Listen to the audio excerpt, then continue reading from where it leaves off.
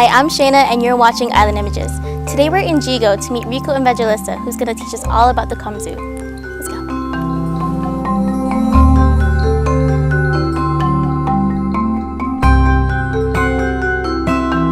Okay, so Rico, I know that you have a couple Kamyus that you've made right over here. Yep. Can you tell me about them? Basically, this is more of like a traditional, they call them benchtop Kamyus, because you would put it on a chair or any bench and then you would use it that way.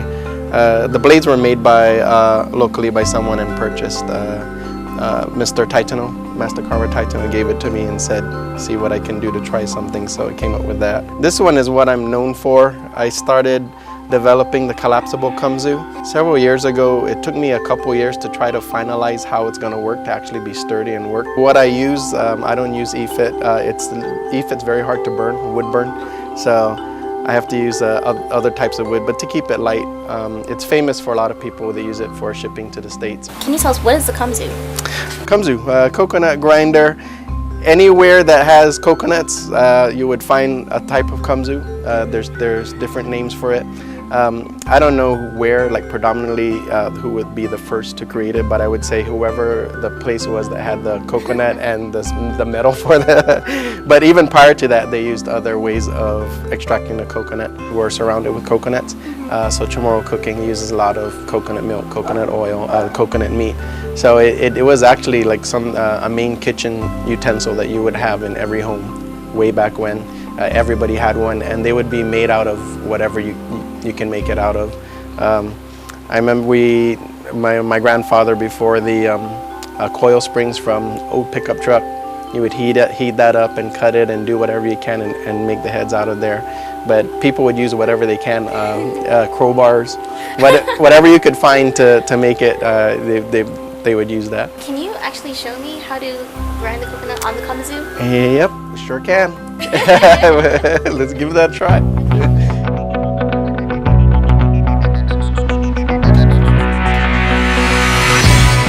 You just put enough pressure to go against it. You don't have to put much, and then you slowly rotate as you go along.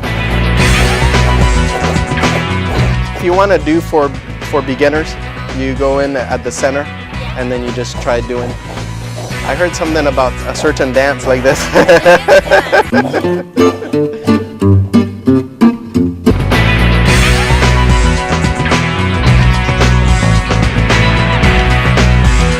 Making the Kamyus, I have different templates that I use. So for example, if I was to make one of the collapsing Kamyus, that's my pattern that I would use. So I would use that to cut out each piece, and then this one I just flip it over for the other side. All of my larger artwork says Guam-inspired art, so really it's anything Guam is the main inspiration, but I could be watching TV, which is how this one came out.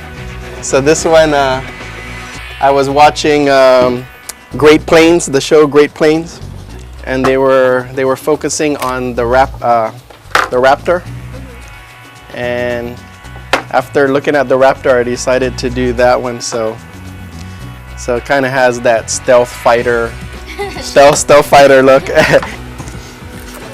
Yeah, so this is a triple latty collapsible Kamyu. Oh wow. So you can see, if I put the leg on that side, it looks like 3 latty stones, but it actually folds over and it's fully functional. So I really appreciate everything, all art forms.